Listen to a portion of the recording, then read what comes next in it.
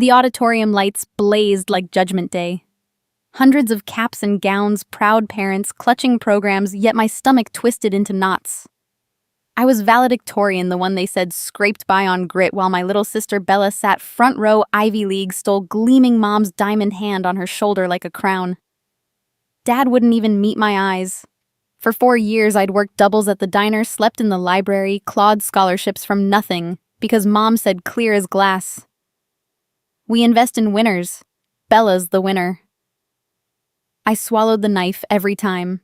Then the dean took the podium. Before diplomas, he smiled. Our valedictorian has a dedication. My words, but not the ones I rehearsed. I'd rewritten them at 3 a.m. Heart-pounding evidence burning in my pocket. He began reading slow, deliberate, to the parents who paid $250,000 for one daughter's future, and told the other she wasn't worth a dime. Gasps rippled. Phones rose like periscopes. To the sister who knew her SAT scores were bought, yet smiled for the cameras. Bella's face drained white. Mom's hand froze mid-applause. Dad's program slipped to the floor. The dean didn't stop. He couldn't. Every line was mine, every secret documented. And this was only the opening act. Stay until the end.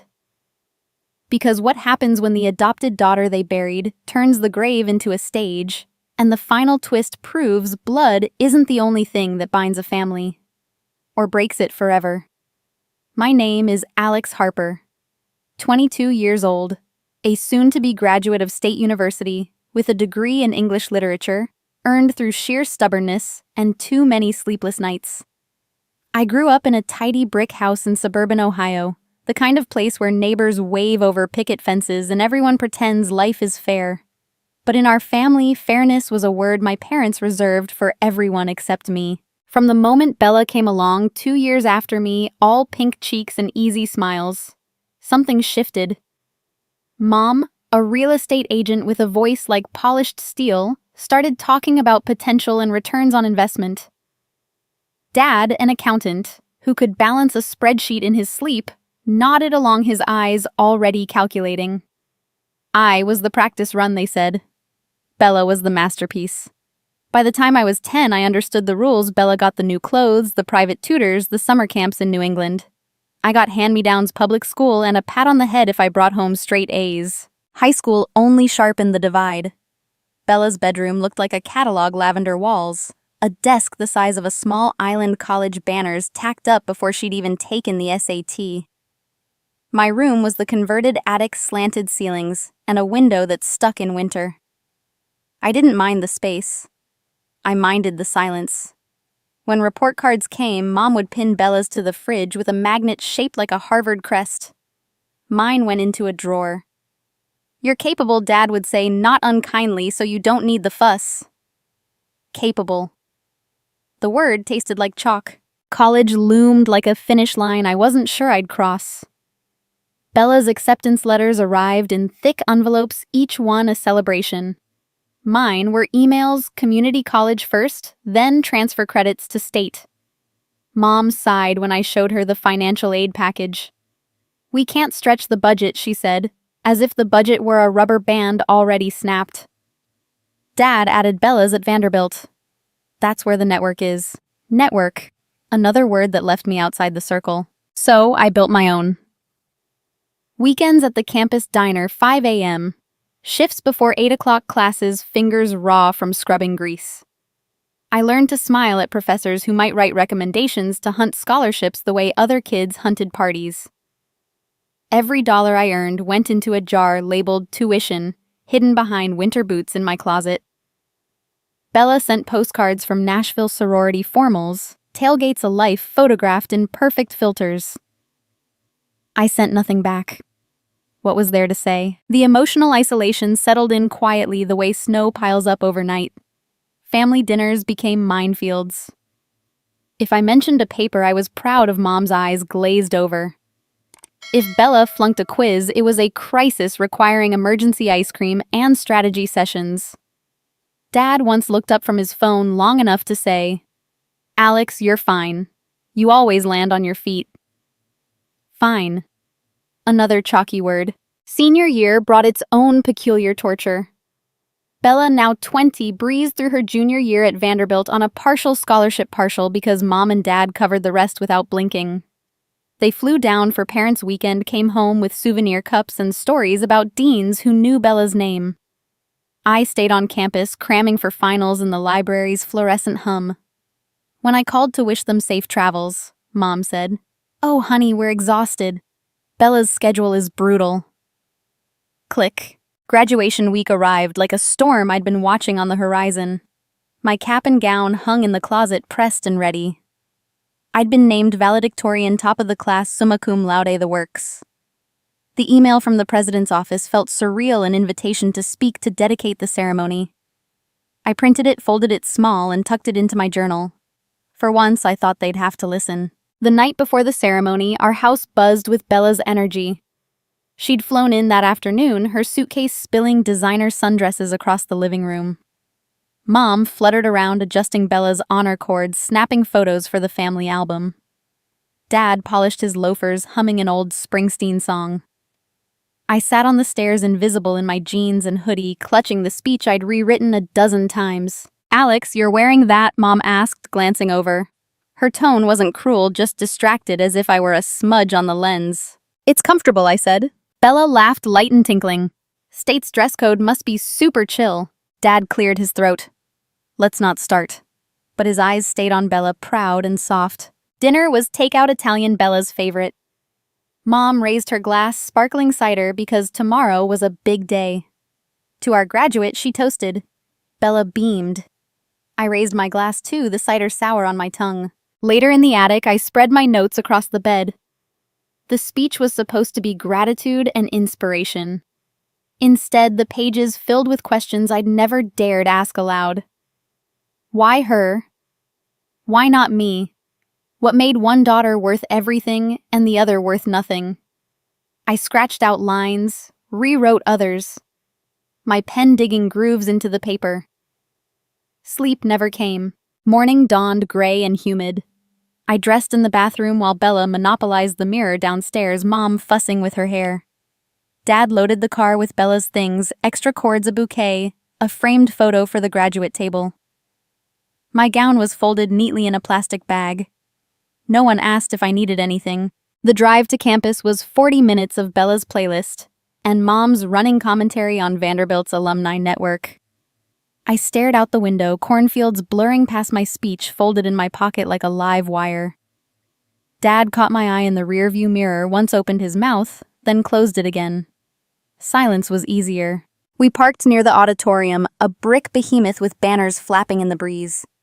Families streamed in, laughter echoing. Mom linked arms with Bella, steering her toward the VIP check-in. Dad hesitated, then followed. I trailed behind the plastic gown, rustling against my legs. Inside, the lobby smelled of coffee and hairspray. Graduates milled about, parents snapping photos. I spotted classmates I'd tutored, studied with, cried with over finals. They waved, excited. I managed to smile, my pulse already racing. Then Mom's voice cut through the noise. "Alex, stand over here. We need a family picture." She positioned Bella center frame, Dad on one side, herself on the other. I hovered at the edge until she beckoned impatiently.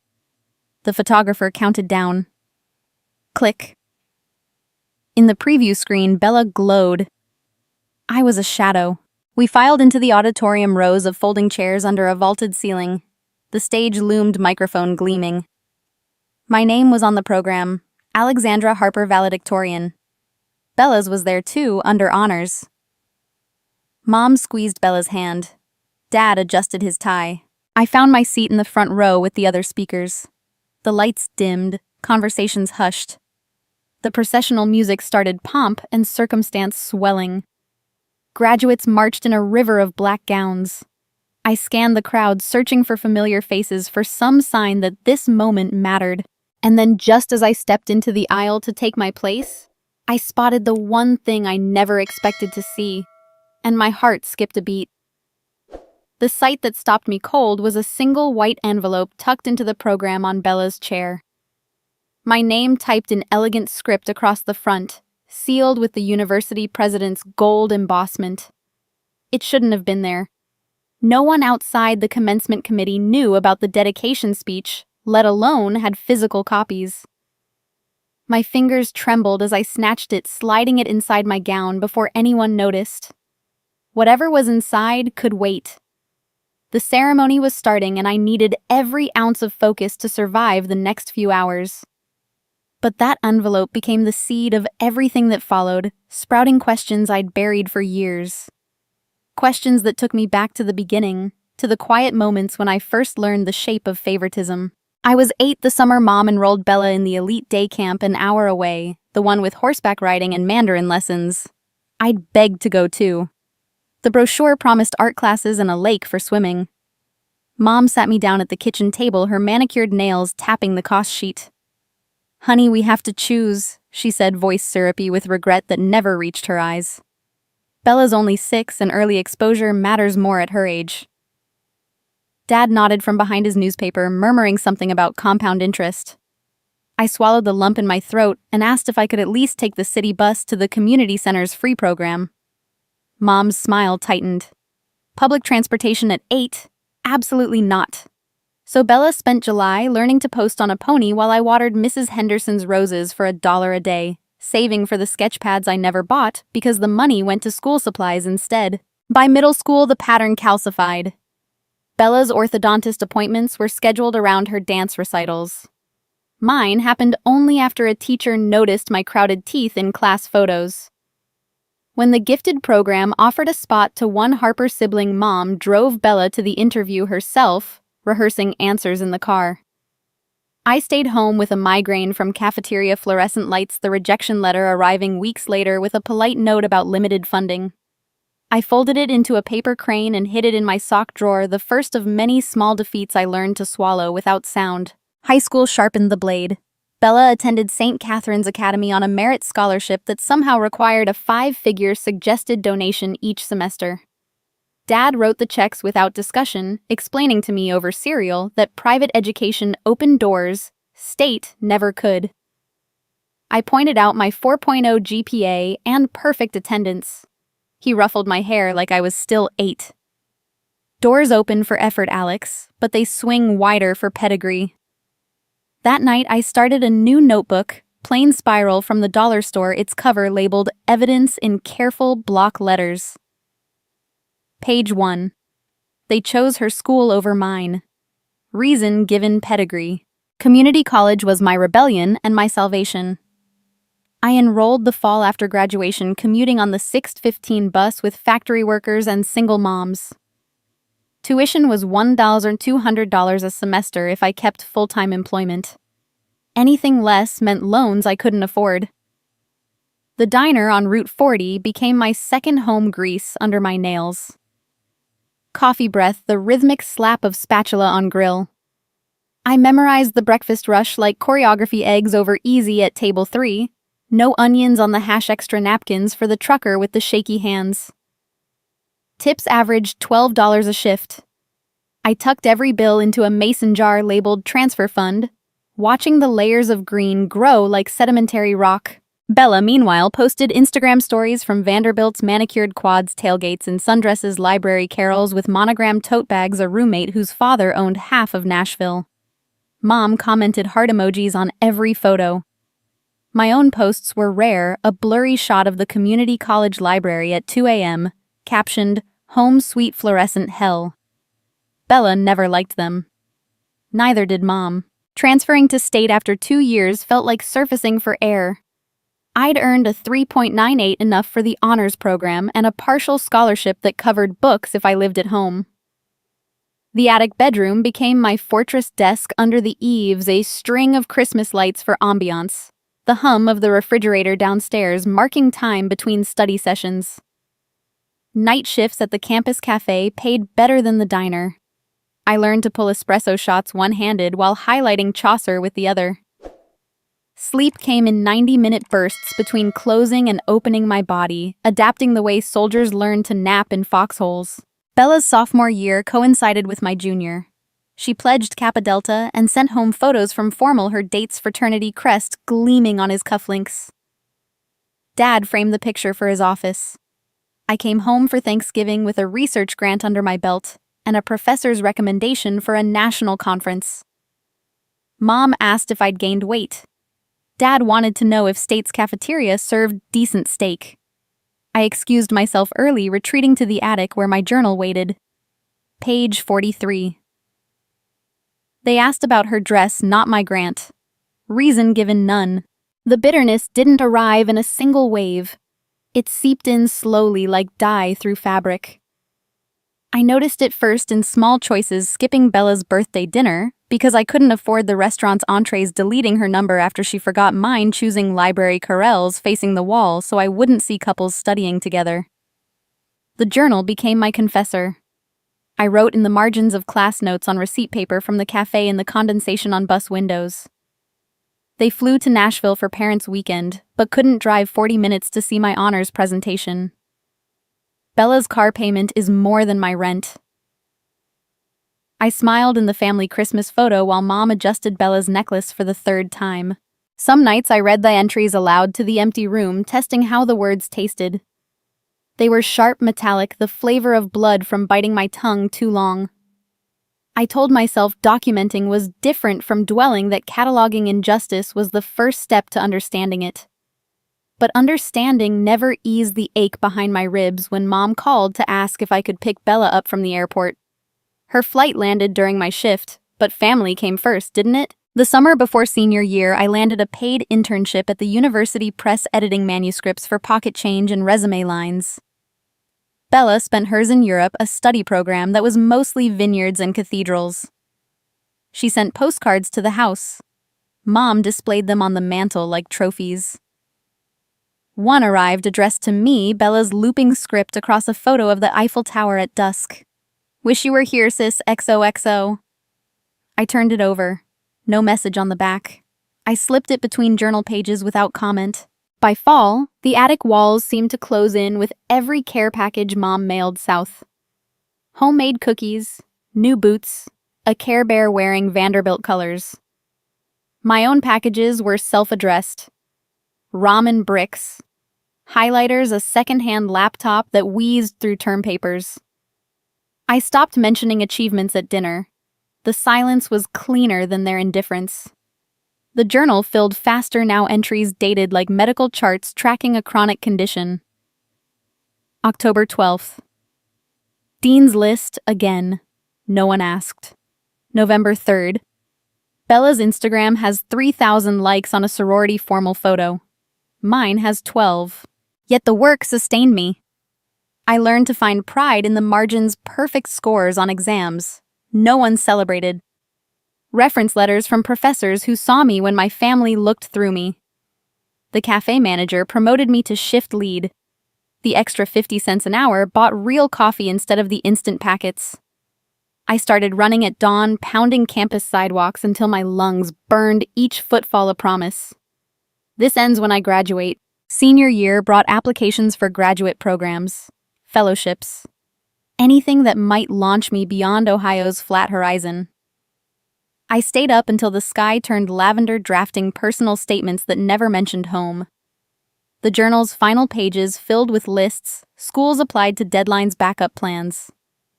I underlined one line in red. No loans, no favors, no Harper money. Then came the email from the university arriving at 2:17 a.m., while I proofread a paper on Milton's Paradise.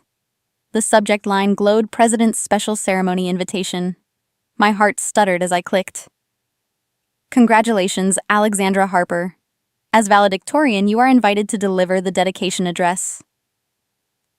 The honor was staggering, my name in print, my words shaping the ceremony. But the final clause sliced through the joy like a scalpel. With the stipulation that content be pre-approved by the commencement committee to ensure alignment with institutional values. Pre-approved. The phrase echoed Mom's voice. Dad's silence, every door closed before I knocked. My blood ran cold as I stared at the screen, the cursor blinking like a dare. The cursor blinked like a metronome, counting down to something I couldn't name, and I read the clause again, then a third time until the words stopped swimming. Pre-approved. Institutional values. The phrase felt less like a safeguard and more like a muzzle. I closed the laptop with deliberate calm, the screen's glow dying against the attic's slanted ceiling. Graduation was 6 weeks away, and for the first time in years, I held something they couldn't touch: a stage, a microphone, an audience of thousands. If they wanted alignment, I would give them alignment, my version. Morning came with the smell of Mom's cinnamon rolls drifting up the stairwell, a scent usually reserved for Bella's homecomings. I descended in yesterday's jeans hair twisted into a knot and found the kitchen already transformed into campaign headquarters. A glossy Vanderbilt banner stretched across the refrigerator. Bella's honor stole mock-up lay draped over a chair like a royal sash. Mom stood at the island phone, propped against a cereal box, live-streaming Bella's latest TikTok. Dad sipped coffee from a mug that read, "Proud Commodore Parent." Neither looked up when I poured cereal into a chipped bowl. I slid the printed invitation across the table, the gold seal catching the light. "I got this," I said, voice steady. Mom paused the video mid-laugh. Dad lowered his mug. Valedictorian, I continued, tapping the embossed letterhead. "And the President's Award for Overcoming Adversity. They want me to speak at commencement." Silence stretched thick as the cinnamon glaze cooling on the counter. Bella's recorded giggle looped in the background. Mom finally glanced at the page, lips pursing the way they did when appraising a house with bad curb appeal. "That's nice," she said, the word landing like a participation ribbon. Dad adjusted his glasses, scanning the text with the same focus he gave tax forms. State's version of summa cum laude, right? Respectable. Respectable! The word scraped. I waited for more congratulations. Pride, anything but Mom, was already scrolling again. Bella's dean just emailed, she announced, eyes bright. She's on the shortlist for the Undergraduate Research Prize. Vanderbilt flies finalists to present in person. First class. She beamed at Dad. "We should book the hotel now." Dad nodded, reaching for his wallet. "Absolutely. That's legacy material." Legacy. I felt the words settle on my shoulders like a damp coat. My cereal turned to paste in my mouth. I pushed the bowl away. The award comes with a $5,000 stipend, I tried again. And my name goes on the alumni donor wall. Mom waved a manicured hand. Honey walls are walls. Vanderbilt's network, that's generational. Bella's already connected with senators' kids. She turned to Dad. "Remember the Roths?" Their daughter interned at the White House after a single mixer. Dad grunted agreement, but his eyes flicked to me, brief, almost guilty, before returning to his phone. I stood the chair legs scraping linoleum. "I'm the first in our family to be valedictorian," I said, louder than intended. The kitchen stilled. Mom's smile didn't waver, but it thinned. "Alex, don't make this a competition. You chose state. You wanted independence." She stressed the last word like a diagnosis. Bella's path required investment. That's just economics. Economics. Another brick in the wall they'd built between us. I opened my mouth, closed it, then left the invitation on the table like evidence at a crime scene. Upstairs, I opened a new document titled Dedication Draft 1. The cursor waited. I typed a single line. To the parents who taught me the cost of everything and the value of nothing. I stared at it until the letters blurred, then deleted it. Too direct. They'd smell the blood before I drew it. The next days blurred into strategy.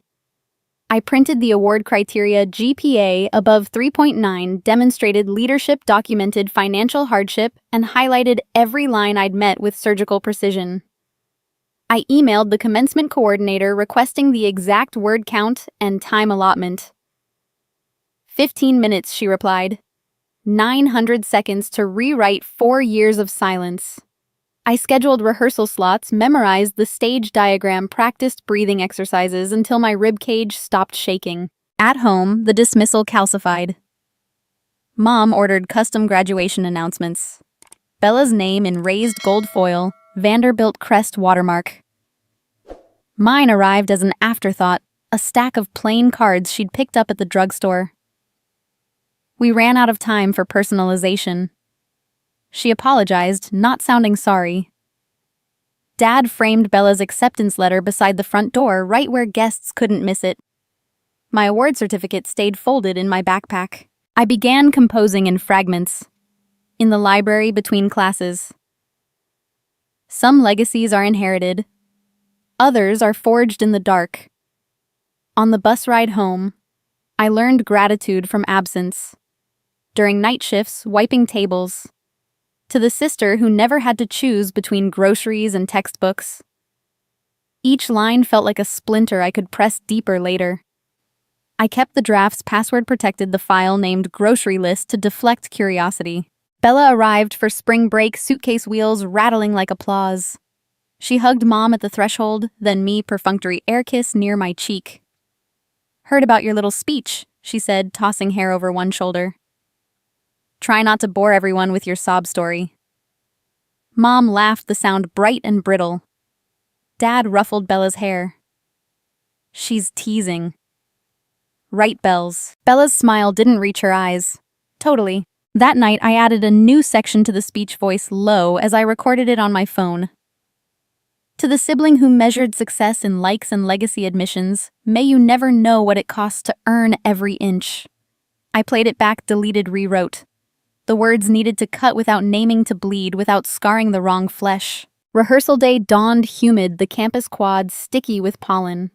I arrived early, gown folded over my arm, the revised speech memorized to the syllable. The auditorium smelled of polished wood and nervous sweat. Other speakers practiced in corners, voices echoing off rafters. I took the stage, heart hammering against my ribs, and began. "To the class of 2025, I started the microphone cool against my lips. The words flowed gratitude for professors' nods to late-night study groups, the universal ache of finals week. Safe. Aligned." Then I pivoted, voice dropping to a hush that forced the empty seats to lean in. "And to those who stood beside us or didn't thank you for teaching us what we're capable of when no one else believes." I paused, letting the silence stretch. In the wings, the commencement director nodded approval. I smiled, small and sharp, and stepped down. The speech was a Trojan horse. The real soldiers waited inside. Afterward, I lingered near the sound booth, pretending to adjust my tassel. Families trickled in for photos, parents with less, siblings with signs. I spotted mine near the stage steps, Mom smoothing Bella's hair. Dad checking his watch. Then Dad detached, approaching the principal, Dr. Ellison, silver-haired and affable, the man who'd signed my award letter. They stood beneath the proscenium arch, heads bent close. I drifted nearer, pulse thudding in my ears. Dad's voice was low, urgent. "Just keep it contained. She doesn't need to know about the..." The rest dissolved into murmur, but Dr. Ellison's nod was tight, his eyes flicking toward the exit. Dad clapped his shoulder, the gesture too familiar, then returned to Mom and Bella, all smiles. Something in that whisper felt wrong, like a chord struck sour in a song I thought I knew by heart. I slipped backstage, the speech pages suddenly heavier in my pocket, and wondered what exactly they were so desperate to keep contained. The sour chord of Dad's whisper vibrated in my ears long after Dr. Ellison walked away, his polished loafers clicking across the stage like a countdown. I pressed myself against the velvet curtain, pulse hammering, trying to piece together the fragments. Birth certificate. Old agreement. My name hadn't been spoken, but the way Dad's shoulders hunched, the way the principal's smile flattened into something professional and cold, told me the subject was me. I should have marched over, demanded answers. But the rehearsal schedule was ironclad, and the commencement director was already waving me back to the podium for timing notes. I swallowed the questions, tasting metal, and stepped into the light again. The second run-through felt different. Every word I spoke about resilience and gratitude now carried a second shadow. I scanned the empty seats, imagining them filled tomorrow with parents who'd never missed a single game, a single recital. My voice cracked on the line about family support, and I covered it with a cough. Bella arrived midway through, slipping into the front row with a Starbucks cup and a smirk that said she owned the place. She wore a silk blouse, the color of Vanderbilt gold hair, glossy under the house lights. Mom followed, clutching a worn manila folder against her chest like a shield, the edges frayed and yellowed with age. I'd seen that folder before years ago when Mom thought I was asleep pulling it from the safe behind Dad's tax files. I'd assumed old property deeds. Now it looked like contraband. Again from the top, Alex, the director, called. I nodded, but my eyes stayed on Mom. She sat rigid, knuckles white around the folder, gaze fixed on Bella, as if the rest of us were background noise. Bella scrolled, her phone, lips curling every time I hit a poignant pause. When I reached the part about learning to stand alone, she let out a soft, theatrical sigh, loud enough for the sound tech to glance over. Heat flooded my cheeks, but I kept my voice steady. This was practice for tomorrow. I would not give her the satisfaction of a flinch. Between takes, Bella sauntered up the aisle, iced latte in hand. Try not to sound so victim-y, she said, voice syrupy. People want inspiration, not a sob story. She tapped the podium with a manicured nail. Maybe throw in something about how State's cafeteria food builds character. Mom chuckled, the sound brittle. Dad was still nowhere in sight. He'd vanished after the whisper claiming a phone call. I forced a smile that felt like glass. Noted. I'll workshop the menu metaphors. Bella rolled her eyes and returned to her seat, but not before leaning close enough for me to smell her vanilla perfume. Don't embarrass us, she murmured. The words landed like a slap, but I absorbed them, filed them away for the speech's next revision. The director called for a break, and I escaped to the green room, splashing water on my face, rehearsing breathing the way my academic advisor taught me during finals week. In the mirror, my reflection looked older than 22 eyes ringed with fatigue, and something sharper suspicion. When I returned, Mom had moved to the wings folder, still clutched tight. She was speaking to the faculty marshal, voice low, gesturing toward the stage. I caught only snippets. Family matter. Discretion. Before she spotted me and snapped the folder shut. Her smile arrived a beat too late. Everything okay, honey? You look flushed. I nodded, throat dry. Just nerves. She patted my arm, the gesture perfunctory, then returned to Bella, who was now taking selfies with the commencement banner. The folder never left Mom's grip. The final run-through was flawless on paper, timing, perfect inflection, practiced applause, simulated by the tech crew clapping from the sound booth. But every time I glanced at Mom, the folder seemed to pulse like a heartbeat. Dad reappeared for the wrap-up, face unreadable, clapping me on the back with a "good job, kiddo" that rang hollow. Bella yawned theatrically, checking her watch. Can we go? I have a nail appointment before dinner. In the lobby, families milled about graduates comparing tassel colors. I lingered near the coat check, pretending to adjust my gown while watching Mom fish for her car keys. The folder was now tucked under her arm, a corner bent from pressure. Bella scrolled nearby, complaining about parking. Dad checked emails. The moment felt staged, a tableau of normalcy stretched too thin. I stepped closer, close enough to see the folder's label, faded, but legible, Harper Private. My surname, but the handwriting wasn't Mom's neat realtor script. It was Dad's old-fashioned cursive, the kind he used for birthday cards when we were small. Mom turned startled, and the folder slipped from her grasp. It hit the marble floor with a soft thud, papers fanning like startled birds. She lunged, but I was faster, kneeling to help. My fingers brushed a document before she snatched it away. Heavy cream stock, official seal. The words, birth certificate, in bold relief. But the name at the top wasn't Alexandra Harper. It was Alessandra Grace Moretti, born October 12, 2002. Mother listed as Maria Moretti. Father unknown.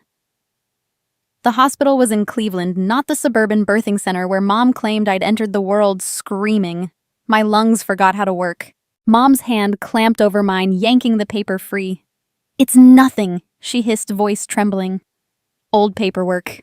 Give it. Her eyes darted to Dad, who'd gone statue still, phone forgotten. Bella glanced up, smirk faltering for the first time. I stood slowly, the name Alessandra echoing in my skull like a foreign language. Mom stuffed the certificate back into the folder, hugging it to her chest as if it might explode. We'll discuss this at home, she said, the words a threat wrapped in maternal concern. But home was 40 minutes away, and the rehearsal was over. Graduates streamed past us, laughing, oblivious. I followed my family to the parking lot in silence, the folder's image burned into my retinas. Alessandra Grace Moretti. The pieces didn't fit my olive skin against Mom's fair freckles, my dark curls against Bella's straight blonde, the way strangers sometimes asked if I was adopted from somewhere exotic. I'd laughed it off. Now the laughter felt like choking. In the car, Bella filled the silence with complaints about traffic. Mom stared out the window folder on her lap like a sleeping bomb. Dad drove with both hands at 10 and 2 knuckles white. I sat in the back rehearsing tomorrow's speech in my head, but the words had shifted again. Gratitude felt like a lie. Resilience, a weapon. By the time we pulled into the driveway, I knew one thing with blinding clarity: whatever agreement they'd made, whatever birth certificate they'd buried, it ended on that stage tomorrow. And I would be the one holding the microphone. As we unloaded, Mom's purse swung against her hip, the folder now inside. She paused to lock the car, and the purse slipped from her shoulder. The folder tumbled out, landing open at my feet. This time, the birth certificate stared up at me fully. Alessandra Grace Moretti stamped, adoption finalized, with my parents' signatures dated 2 years after the birth. My heart skipped a beat as the truth sank in, not just hidden, but rewritten. The birth certificate lay face up on the driveway asphalt, the adoption stamp glaring like a brand under the late afternoon sun. My parents' signatures dated February 14, 2005, sat beneath the judge's seal 2 years and 4 months after the original birth record. I was 2 when the paperwork made me theirs, old enough to remember a different crib, a different lullaby, maybe even a different name. Mom's purse strap had caught on the car door handle. The folder spilled open like a confession she never meant to give. She lunged for it, but I was already kneeling, fingers brushing the raised notary seal before she yanked it away. "It's complicated," she hissed, voice cracking for the first time I could remember. Dad stood frozen beside the open trunk, keys dangling. Bella's eyes widened, then narrowed, calculating. I stood slowly, the paper's image burned into my retinas, and followed them inside without a word. That night, the house felt like a museum of someone else's life. I locked the attic door, opened my laptop, and began cross-referencing. The county clerk's website required a login. I used the public library card I'd kept since high school. Within minutes, I had the adoption decree: Alessandra Grace Moretti relinquished by Maria Moretti, no father listed, finalized in Cuyahoga County Court. A second document attached a sealed medical history noting developmental delays, possible trauma. I stared at the screen until the letters blurred. Developmental delays. The phrase Mom had used when I struggled with reading in first grade, the reason she'd pushed Bella into gifted programs while I repeated phonics worksheets alone. I dug deeper. Voter records showed Maria Moretti, age 48, still living in the same East Cleveland apartment listed on the birth certificate. A Facebook profile picture confirmed the resemblance. Dark eyes, olive skin, the same stubborn curl at the hairline. My curl. I printed everything, the printer's whine echoing through the silent house. Downstairs, I heard Mom's muffled voice on the phone, then Dad's heavier tread on the stairs. I closed the laptop, slid the pages into the same manila envelope I'd stolen from the safe years ago for tax forms, and waited. No one knocked. Sleep never came. I sat at the attic window watching headlights sweep the cul-de-sac, replaying memories through a new filter. The way Mom flinched when I asked about baby pictures, hers were pristine in leather albums, mine started at age 3, with a forced smile in front of a Christmas tree. The pediatrician who'd asked strange questions about early milestones. Questions Mom answered with clipped efficiency. The family reunion where Great Aunt Linda had stared too long and said, "She doesn't look like either of you." I'd laughed it off then. Now it felt like prophecy. At 4:17 a.m., I opened the speech file and rewrote the opening paragraph. No more veiled gratitude. The dedication would be a mirror, and they would see themselves clearly for the first time. I saved the draft, encrypted it, and emailed a copy to my professor advisor with the subject line, contingency. If anything happened to my laptop, the words would survive. Morning arrived with forced cheer. The kitchen smelled of bacon and nerves. Bella descended in her Vanderbilt gown, gold cords swinging like medals. Mom adjusted the hood with trembling fingers, cooing about how the photographer would capture the light. Dad snapped photos on his phone, directing Bella to turn left, then right, then tilt her chin. I stood in the doorway in jeans and a wrinkled blouse, my own gown still in its plastic bag. No one noticed until I cleared my throat. "Ready?" Dad asked finally, looking at me. His eyes flicked to the garment bag, then away. "Been ready," I said. Mom handed Bella a bouquet of white roses. "For the graduate," she said, kissing Bella's cheek. My hands stayed empty. The drive to campus was a replay of rehearsal day, only worse. Bella narrated her summer internship plans, some senator's office, a condo in D.C., while Mom nodded along, eyes shining. Dad asked if I needed gas money for the ride home after the ceremony. I told him I'd take the bus. Silence swallowed the rest of the trip. Parking was chaos, families spilling across the lawn with lawn chairs and coolers. I carried my gown over one arm, the envelope of documents in my backpack like contraband. Mom linked arms with Bella, steering her toward the graduate check-in tent. Dad trailed behind, checking his watch. I followed at a distance, watching strangers hug their children, watching cameras flash, watching the world celebrate what my parents had chosen to ignore. Inside the staging area, graduates milled in black polyester laughter echoing off cinderblock walls. I found my name tag, valedictorian, and pinned it on the plastic cool against my fingers. A volunteer handed me a bottle of water and a schedule. "You're after the president's welcome," she said. 15 minutes. Break a leg. I nodded, throat dry. Bella appeared beside me, adjusting her cords. "Try not to trip on the steps," she said, voice sweet enough to rot teeth. "Wouldn't want to ruin the photos." Mom materialized, fussing with Bella's tassel, then turned to me with a tight smile.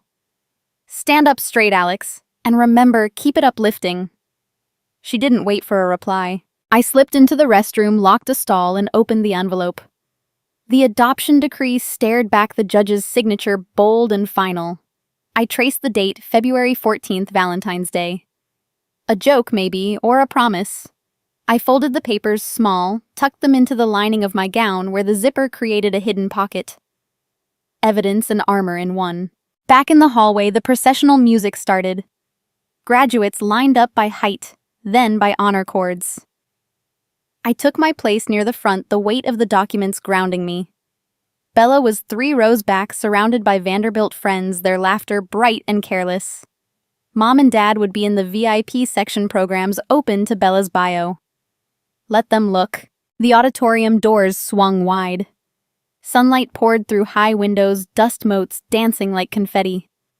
We marched into the swell of organ music, the audience rising in a wave. I felt the envelope shift against my ribs with every step. The stage loomed, microphone gleaming like a blade. I took my seat on the dais, hands folded, and scanned the crowd. Mom sat center aisle, clutching her program, eyes fixed on Bella. Dad checked his phone. Bella waved to someone in the balcony. The president spoke then, the alumni chair words about legacy and service washing over me like rain on glass. My turn approached. The commencement director gave me the nod. I stood smoothing my gown, the hidden papers rustling softly. Today the truth begins its escape. I thought the vow settling in my bones like steel. The president introduced me, our valedictorian Alexandra Harper, recipient of the President's Award for Overcoming Adversity. Polite applause rippled. I climbed the 3 steps to the podium, adjusted the microphone, and looked out over the sea of faces. As my name echoed through the speakers one final time, I stepped forward and locked eyes with someone in the front row I didn't expect to see. The stranger in the front row was Maria Moretti, the woman whose name had been stamped on my original birth certificate. Her dark eyes locked on mine with a recognition that punched the air from my lungs. She wore a simple navy dress, hair pulled back in a low knot, the resemblance so stark that several heads turned between us like spectators at a tennis match. My fingers tightened on the podium's edge, the hidden documents pressing against my ribs like a second heartbeat. I forced my gaze past her, sweeping the auditorium, and began. Good afternoon, classmates, families, faculty, and friends. Today we stand at the threshold of what's next, carrying with us the invisible architecture of how we arrived here. My voice carried steady through the speakers, practiced from 100 rehearsals. but the words now tasted different, edged with something sharper than gratitude. Some of us were lifted by hands that never let go. Hands that braided our hair before recitals, packed lunches with notes of encouragement, drove through blizzards to make parent-teacher nights. Those hands taught us that love is a verb active and loud, a daily choice to see and be seen. I paused, letting the silence settle. The audience leaned forward as one organism programs lowering phones forgotten. In the third row, Mom's posture stiffened, her program crumpling slightly at the edges. Dad's jaw worked, the muscle twitching the way it did when quarterly reports came in red. Others among us, I continued, voice softening to a hush that forced every ear to strain, were shaped by those who looked away. Not with malice, perhaps, but with a quiet, relentless absence. The empty chair at the science fair, the unopened email about the scholarship essay, the birthday card with a $20 bill and no signature. These absences are architects too. They teach us to build our own scaffolding, to hammer nails with teeth clenched against the wind, to measure success not in applause, but in survival. A low murmur rippled through the graduates. Someone in the balcony sniffled. I felt Maria's gaze like sunlight on my skin, unwavering. I did not look at her again. I stand here because of both, I said, letting the words ring clear. Because of the professors who stayed late to explain calculus when no one at home understood the word. Because of the janitor who slipped me vending machine quarters during all-nighters. Because of the stranger on the bus who once said, "You look like you're carrying the world, let me hold the door." These are the hands that lifted me when the ones I was born reaching for were busy elsewhere. Mom shifted in her seat, crossing and uncrossing her ankles. Dad's program now lay folded in his lap, his knuckles white. Bella stared straight ahead, lips pressed into a bloodless line. The air in the auditorium thickened, charged with the kind of silence that precedes thunder. And to those who looked away, I said, voice dropping to a near whisper that somehow carried to the back row, thank you as well. You taught me the weight of my own spine, the strength required to stand when no one claps. You gave me the gift of knowing exactly what I will never pass on to another soul. Some lessons are inherited, others are refused. The audience was utterly still now, a held breath. A father in the 10th row wiped his eyes with the sleeve of his suit jacket. A mother clutched her graduate's hand.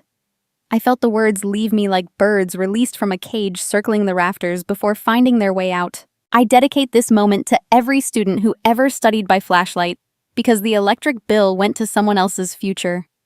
To every child who learned to forge their own signature on permission slips. To every heart that kept beating despite the silence it echoed into. We are here. We are enough. And today the world finally looks our way. Applause started slow, then swelled. Not the polite patter of obligation, but something raw and rolling, graduates on their feet. Strangers embracing. I stood in the eye of it, chest heaving, the documents against my skin now warm with my own heat. Mom's face had gone ashen. Dad stared at the floor. Bella's eyes glistened, but whether from anger or something else I couldn't tell. The president rose to shake my hand, his smile tight with something that might have been fear. I stepped back from the microphone, the echo of my own voice still vibrating in my teeth. The commencement director moved to transition to the next speaker, but Dr. Ellison, the principal, was already striding across the stage. His face flushed beneath the lights. He reached for the microphone stand, then seemed to think better of it. Instead, he cleared his throat, a sharp, involuntary sound that cut through the lingering applause like a blade. Then the principal cleared his throat and turned directly toward my mother.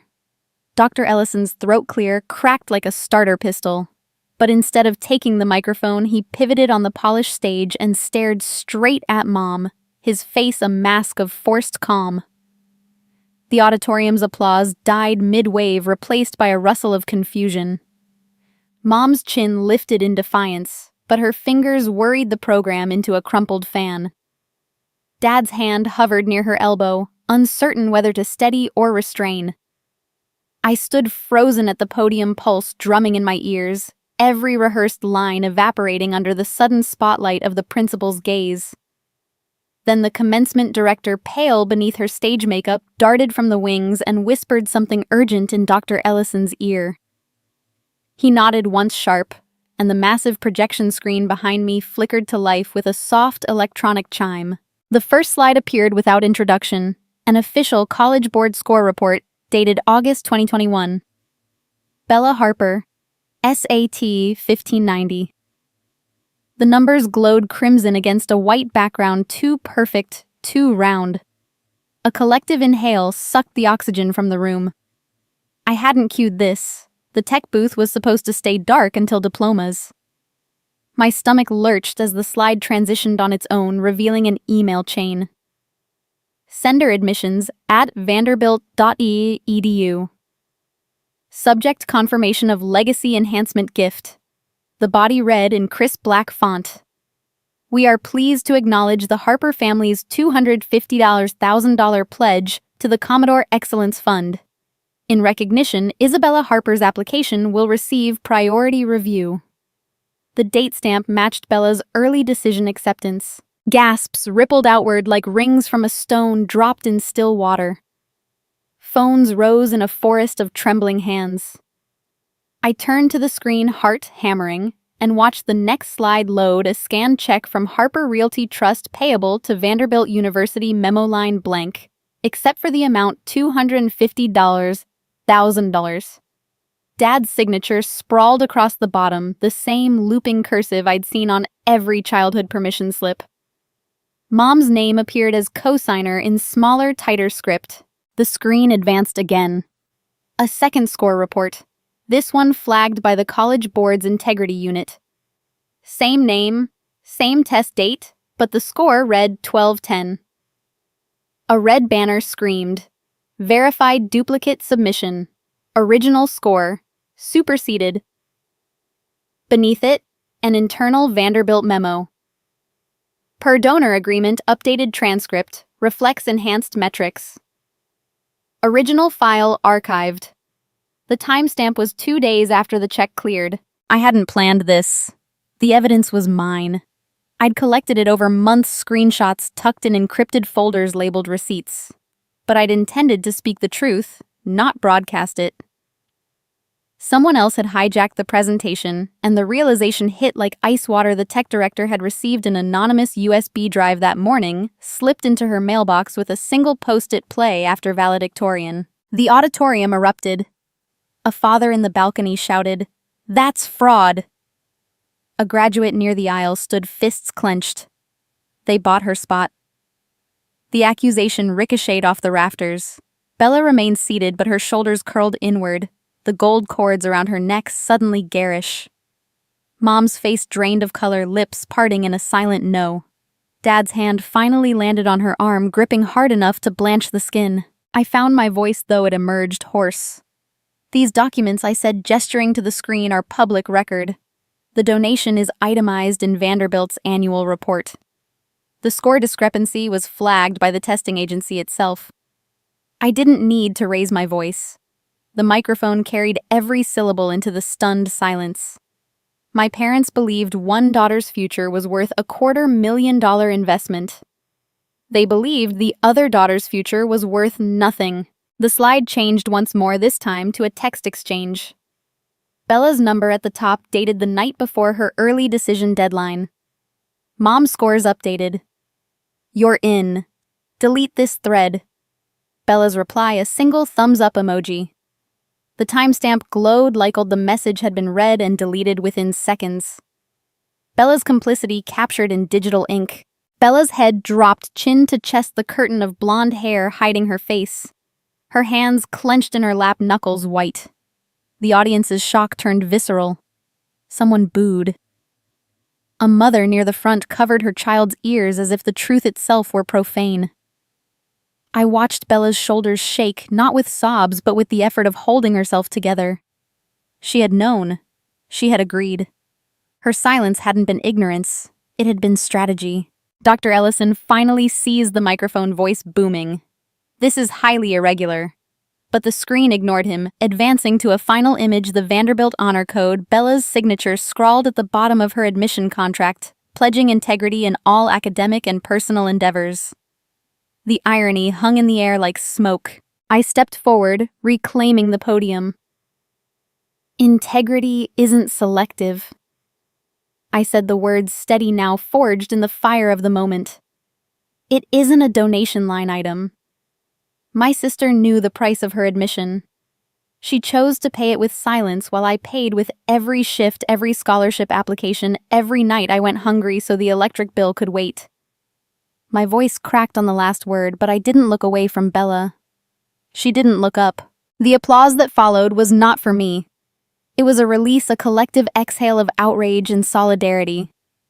Graduates stood again, this time in waves, their black gowns a tide of judgment. Mom's program fell to the floor, forgotten. Dad stared at the screen as if it might change if he willed it hard enough. Then a voice rose from the audience, clear and cutting, a woman in the 5th row, standing with her phone still recording. But what if your sister knew all along? The woman's question hung in the air like a match struck in a powder room, and the auditorium ignited. The first whisper came from the row behind her, sharp and incredulous. She knew it, spread outward in a hiss that grew teeth. They paid for her scores, 250,000. Her own sister. Phones lifted in a synchronized wave, red recording lights blinking like accusatory eyes. Someone in the balcony shouted, "That's not legacy, that's laundering." Laughter cracked, bitter and disbelieving. A graduate near the aisle stood on her chair gown, billowing, and yelled, "How many of us lost spots to that?" The sound system squealed with feedback as hundreds of voices collided. I gripped the podium, knuckles aching, the storm I had unleashed now feeding on itself. Dr. Ellison tried to reclaim order, arms raised like a referee, but the crowd had slipped its leash. A father in a navy blazer pushed to the front, phone aloft, live streaming to who knows how many. State University. Everybody. Where integrity goes to die. Cheers and boos braided together. Security guards appeared at the doors, uncertain whether to corral or protect. In the 3rd row, my family fractured in real time. Mom surged to her feet, program shredded in her fist, face blotched crimson. She leaned across the aisle toward me, voice a venomous hiss that somehow cut through the din. "You will regret this, Alexandra. I'll have your degree revoked before sunset." The threat landed like spit, but the microphone caught it, amplified it, and the nearest section recoiled as one. Dad remained seated, statue still, eyes fixed on the carpet as if the pattern might rearrange itself into an escape route. His silence was louder than any shout. Bella finally moved.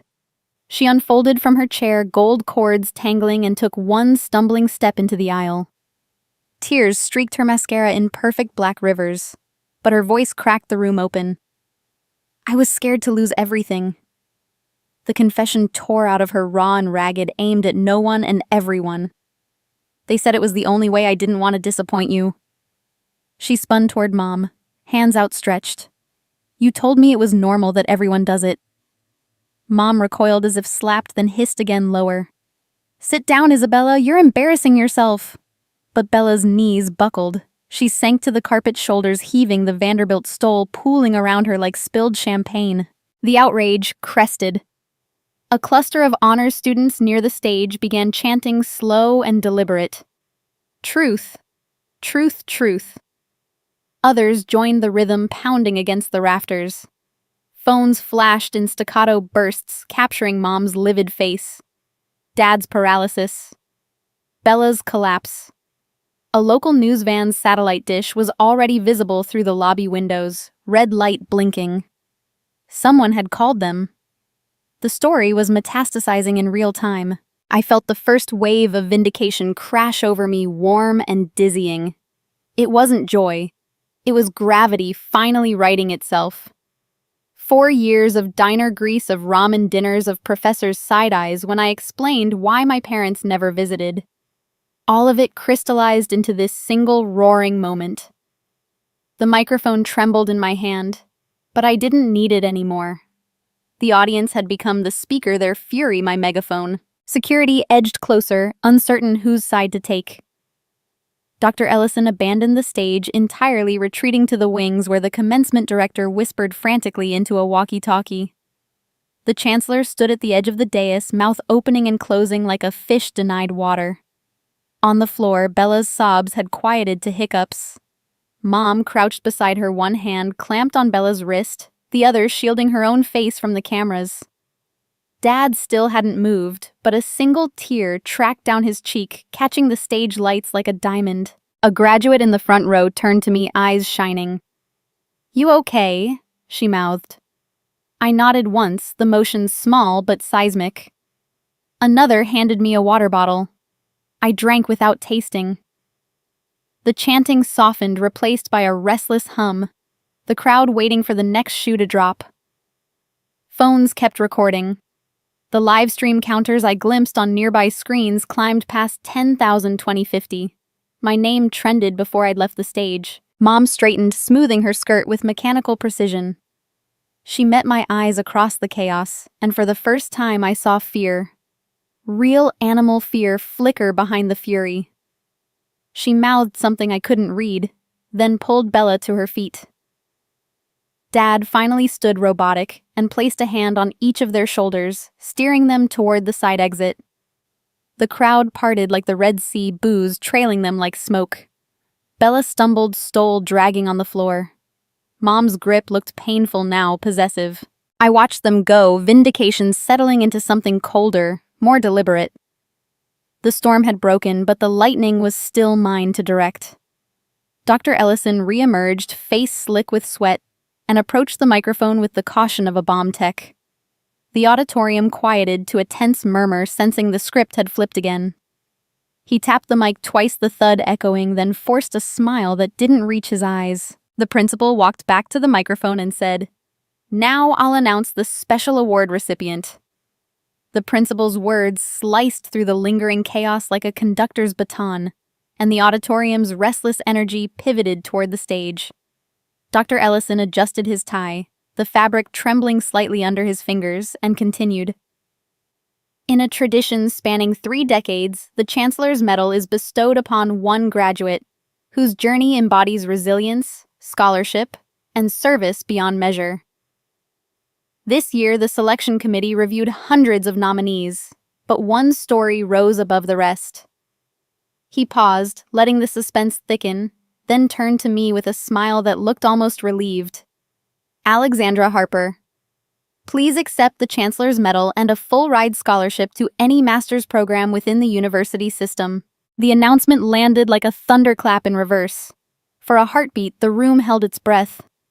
Then applause exploded, not the polite patter of obligation, but a roar that rattled the rafters. Graduates surged to their feet again, this time for me, their cheers layered with something fiercer than celebration, solidarity, maybe even triumph. I stood rooted to the podium, the weight of the moment pressing against my chest. The Chancellor himself ascended the steps, a silver-haired man in academic regalia, carrying a velvet box and a crystal trophy that caught the stage lights like a prism. He opened the box to reveal the medal, a heavy gold disc engraved with the university's seal suspended from a ribbon of deep crimson. "Alex," he said, voice warm through the microphone, "your academic record is exemplary, but it's your character that distinguishes you. From community college transfer to summa cum laude, from leading the literacy outreach program to mentoring first-generation students, you have turned every obstacle into opportunity. This medal is yours. The scholarship, tuition fees, and stipend for 2 years is our investment in the leader you've already become." He draped the ribbon around my neck, the medal settling cool and solid against my collarbone. The trophy followed its base, surprisingly heavy. A sealed envelope tucked discreetly into a velvet-lined compartment beneath the crystal. I caught the word "confidential" stamped in red before the Chancellor closed the lid with a soft click. Cameras flashed. The Jumbotron replayed the moment in slow motion, my face filling the screen, eyes wide with disbelief. The applause rolled on, wave after wave. I searched the 3rd row and found my family frozen in their seats, the eye of the storm. Mom's hands rose mechanically, clapping with the precision of a metronome, but her smile was a rictus lips, bloodless. Dad followed suit, palms meeting in slow, deliberate motions, his gaze fixed somewhere above my head, as if the ceiling might offer absolution. Bella's glare cut through the noise like a laser eye's narrowed jaw clenched the gold cords around her neck, now a noose of her own making. Her applause was non-existent. Her fingers curled into fists on her lap, knuckles blanching. The contrast was stark my moment, their captivity. I lifted the trophy in acknowledgement, the medal swinging with the motion, and the crowd's response intensified. A chant started in the graduate section. Alex, Alex spreading until even parents joined in. The sound wrapped around me like armor. For the first time, the balance of recognition had flipped entirely. The spotlight that had always favored Bella now burned solely on me, and the heat felt like justice. Dr. Ellison reclaimed the microphone, voice steadier now. The Chancellor's medal includes a ceremonial luncheon with the Board of Trustees tomorrow, where Alex will share her vision for the scholarship's impact. He gestured toward the wings where a photographer waited. But first, let's give her another round of applause. The ovation crested again louder, as if the auditorium itself refused to let the moment end. I descended the steps, metal clinking softly against the trophy. The envelope's presence a secret pulse against my palm.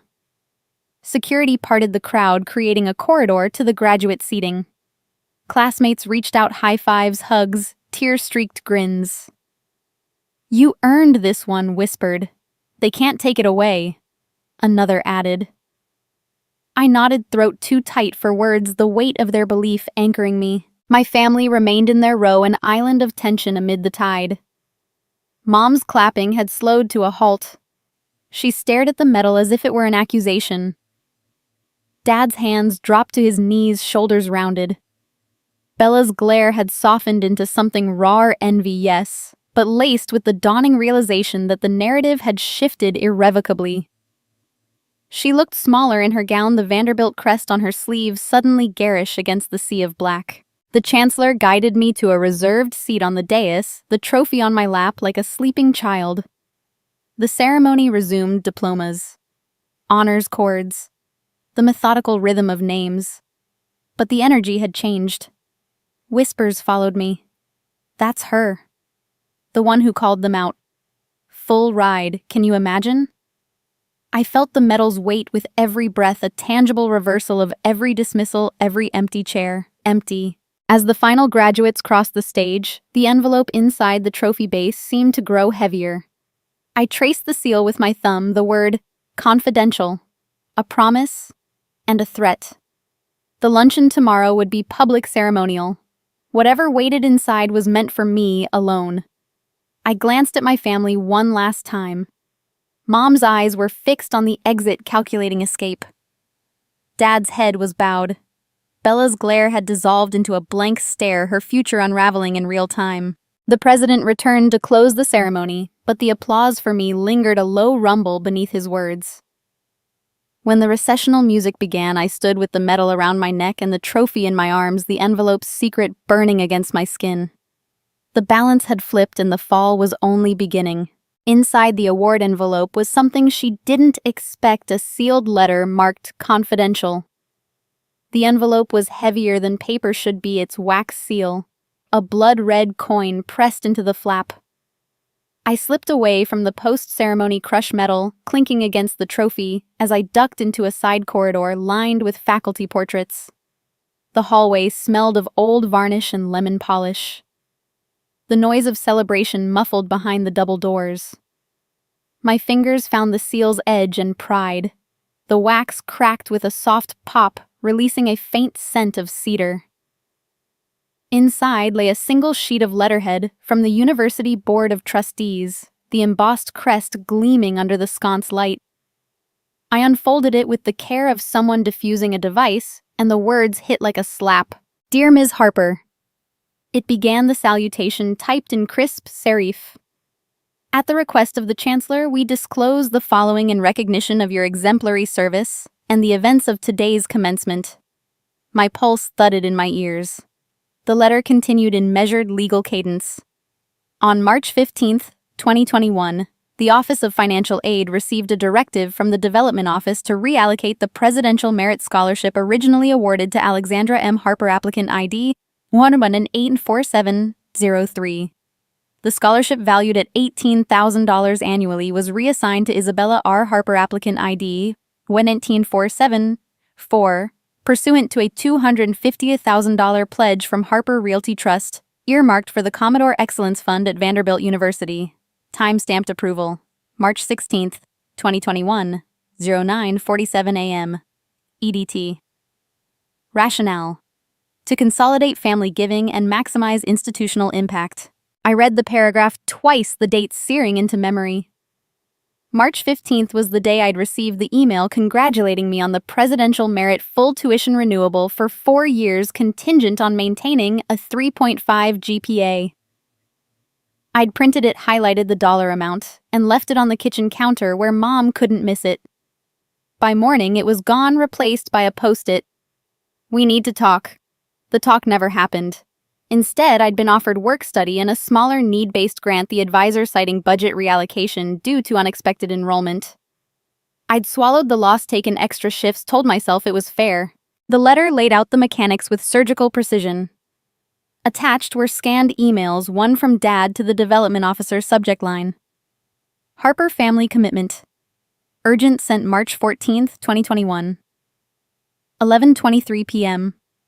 Confirm Bella's slot in the honors dorm and priority registration. The check clears tomorrow. The reply, time-stamped March 15th, 08:12 a.m. Done. Scholarship line item adjusted per your request. Original recipient will be notified of alternate funding. My name appeared in the CC field, grayed out as if I were an afterthought. A second attachment showed the check's deposit confirmation, the funds routed through a shell account labeled Legacy Enhancement Initiative. The final page was a redacted contract, the clause unredacted in bold. In exchange for the pledge, the university agrees to guarantee admission and merit aid for the designated beneficiary, Isabella Harper, and to redirect equivalent aid from any conflicting Harper family applicant. I leaned against the wall, the trophies crystal cool against my thigh. The betrayal was layered, institutional, and meticulously documented. They hadn't just favored Bella. They'd engineered my exclusion with spreadsheets and signatures. The scholarship I'd lost wasn't pocket change. It was the difference between sleeping in the library and sleeping in a dorm, between skipping meals and eating 3 squares, between graduating with debt and graduating free. Every late-night shift, every ramen dinner, every time I'd told myself I was building character had been orchestrated by a single phone call and a $250,000 check. My breath came shallow, then steadied. I folded the letter along its creases, the paper crisp as frost. The corridor's silence pressed in, broken only by distant laughter echoing from the reception. I pictured Mom's face when the screen had flashed the Vanderbilt donation, shock, yes, but not surprise. She'd known the terms. Dad's frozen stillness suddenly made sense. He'd signed the directive himself. And Bella had walked into orientation with my scholarship in her pocket, smiling for the cameras while I scrubbed grease from under my nails. I opened my phone, photographed each page, and uploaded the files to a cloud drive labeled Insurance. The metal around my neck felt heavier now, not with honor, but with leverage. The Chancellor's full-ride master's scholarship was generous, but this letter transformed it into ammunition. The board had handed me the smoking gun wrapped in official letterhead and sealed with their own wax. Footsteps approached, heels on tile, measured and familiar. I slipped the letter back into the envelope, tucked it into the trophy's base, and stepped into the light. The commencement director rounded the corner, clipboard in hand. Alex, the photographers need you for the medal portrait. Her smile was bright, oblivious. I nodded, the expression on my face calm, almost serene. As I followed her back toward the reception, the icy purpose settled in my chest like a blade sliding home. The ceremony had been the opening act. This letter was the script for what came next. I rehearsed the steps in my mind: the alumni network, the student paper, the Title IX office that handled financial aid ethics. The university had chosen sides once. Now they would learn the cost of choosing wrong. The reception hall buzzed with congratulations graduates toasting with plastic cups of sparkling cider. I accepted handshakes posed for photos, the metal flashing under chandeliers. Mom and Dad stood near the dessert table flanked by security, their faces masks of strained politeness. Bella was gone, escorted out. Someone whispered after hyperventilating in the lobby. I met Mom's eyes across the room. She looked away first. A trustee approached, champagne flute in hand. Remarkable speech, Ms. Harper. The board is impressed. His smile didn't reach his eyes. I returned it, the letters weight a secret heartbeat against my palm. Thank you, I said. There's more to come. She tucked the letter away and for the first time smiled not from joy, but from certainty. The certainty in my smile lingered like frost on glass as I drove home, alone, the trophy-riding shotgun, its crystal facets catching the setting sun in sharp prisms. The university reception had stretched into evening handshakes from deans, business cards from alumni donors, the chancellor's personal invitation to a private dinner next week, but I'd excused myself early citing family obligations. The truth was simpler, I needed space to plan. The letter from the board burned in the trophy's base, a blueprint for escalation. By the time I pulled into the driveway, the house lights glowed through the curtains like wary eyes. Inside, the air hung heavy with the scent of roasting chicken and unspoken accusations. Mom had set the table with the good china, the pattern with gold rims she reserved for holidays, and Bella's high school awards dinners. Dad sat at the head napkin folded precisely on his lap, staring at his water glass as if it held the answers to quarterly taxes. Bella slumped in her chair, Vanderbilt gown discarded like shed skin, her face puffy from crying. No one spoke when I entered. I placed the trophy on the sideboard with deliberate care, the metal still around my neck catching the chandelier light. Dinner's ready, Mom said, voice clipped as she carried the platter to the table. Her eyes flicked to the trophy, then away. I took my seat opposite Bella, the wooden chair creaking under me. Forks scraped plates. The chicken was dry, the potatoes lumpy. Silence stretched, broken only by the tick of the mantel clock. Mom broke first, setting her fork down with a clink. You've made quite the spectacle, Alexandra. The words were measured, but the undercurrent was acid. The dean called. Vanderbilt's compliance office is involved now. Bella's future. She glanced at Bella, who picked at her napkin. All because you couldn't keep your grievances private. I chewed slowly, tasting nothing. Private, I echoed. Like the scholarship they reassigned, or the donation that bought her spot. Mom's lips thinned. That was business. You wouldn't understand. Dad cleared his throat, but kept his eyes on his plate, pushing peas around like chess pieces. Mom pressed on, voice rising. You think this vindicates you? Embarrassing us on stage. Dragging the family name through social media, reporters are calling the house. Neighbors are asking questions. She leaned forward, eyes narrowing. You'll destroy everything we built for you both.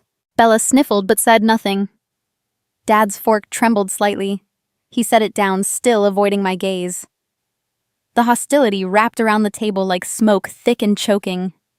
I let it settle, mentally cataloging what I needed next: the original scholarship award letter from my email archives, the financial aid denial notice with its vague reallocation clause, bank statements showing the Harper Realty Trust transfers.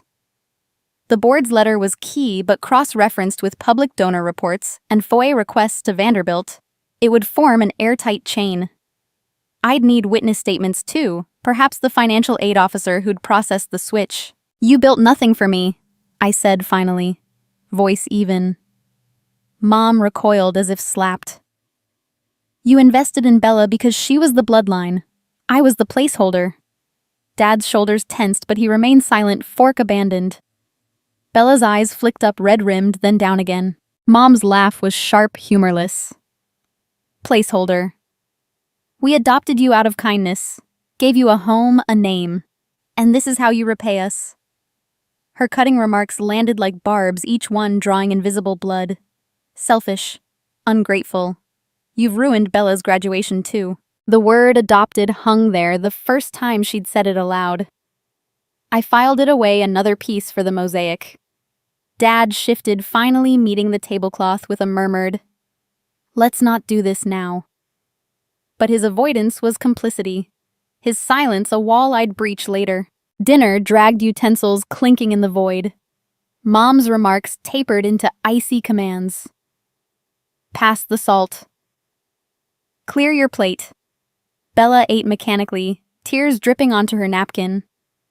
I responded in monosyllables, my mind racing ahead. After the board letter, I'd need the adoption file from Cuyahoga County, full disclosure on why they'd hidden it. Then the trust documents Dad mentioned in passing years ago, the ones he'd locked in his study safe. If there was a financial trail tying the donation to my exclusion, it would be their wire transfers, memos, perhaps even emails CC'd to Vanderbilt. By dessert, store-bought pie crust crumbling like their facade, I'd outline the steps: email the student newspaper tonight, attach redacted scans, contact the Alumni Association ethics hotline at dawn, loop in Maria Moretti if she'd talk. Mom served slices with a knife that gleamed too sharply. "Eat," she said to me. "You'll need your strength for the fallout." I pushed the plate away. "I'm full." Dad's eyes darted to mine for the first time, pleading, then dropped. The hostility peaked in Mom's final jab. "Enjoy your medal." "It won't pay the lawyers," Bella whispered.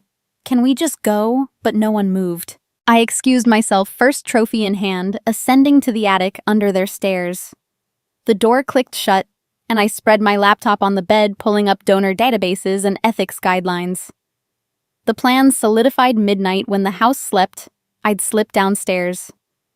Dad's study key hung on a hook by the garage door. I'd seen him use it 1,000 times. The safe combination was his birthday, simple, predictable. Whatever records he kept there would confirm the institutional strings they'd pulled. The clock ticked past 11. I waited in the dark, listening to footsteps creak. Mom and Bella retreating to bedrooms, Dad's office light flicking off. At 12:03, the house fell silent. I eased the door open, barefoot on the stairs, the trophy left behind. The study door yielded to the key with a soft snick. Moonlight slanted through blinds, illuminating the desk, the filing cabinets, the locked bottom drawer where Dad stashed sensitive files. I knelt, heart steady, and turned the dial 0 to 512. The tumblers clicked. The drawer slid open and uncovered something that changed everything. That night, in her father's study, she opened a locked drawer and uncovered something that changed everything. The drawer glided open on silent runners, revealing a stack of folders bound with rubber bands thick as wrists. My breath caught at the topmost label.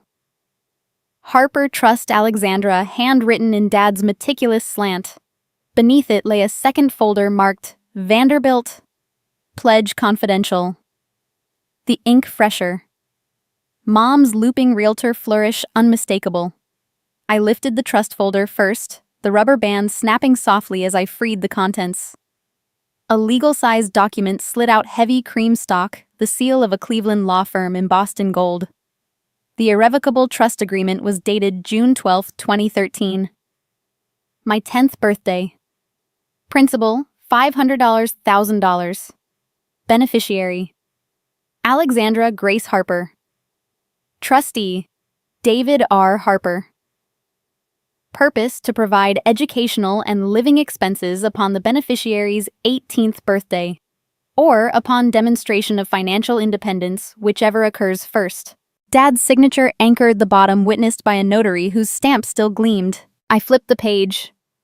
Annual statements followed, each showing steady growth dividends. Reinvested bonds matured, the balance climbing past $750,000 by last quarter. A sticky note clung to the most recent page, Dad's handwriting again. Mom refused access. She rerouted funds to Bella's account, 2021. I couldn't stop her. My chest tightened. He had tried. The Vanderbilt folder came next. A single contract executed March 14, 2021 bore Mom's signature alone on the donor line. Dad's name appeared only as spousal acknowledgement, his scrawl shaky, dated a day later. The pledge, $250,000 payable in 3 installments with a rider clause. In consideration of this gift, the university agrees to award the Presidential Merit Scholarship to Isabella R. Harper and to reallocate any overlapping aid from Alexandra M. Harper to need-based pools. An attached email chain printed and highlighted showed Mom negotiating the terms with the development officer. Ensure Alex's file reflects alternate funding. She won't notice. The officer's reply: done. Her award letter will be amended by Cobb tomorrow. Timestamp March 15, 2021. 2:17 p.m. The exact hour I'd refreshed my inbox to find the scholarship vanished. I spread the documents across the carpet, moonlight striping them like prison bars.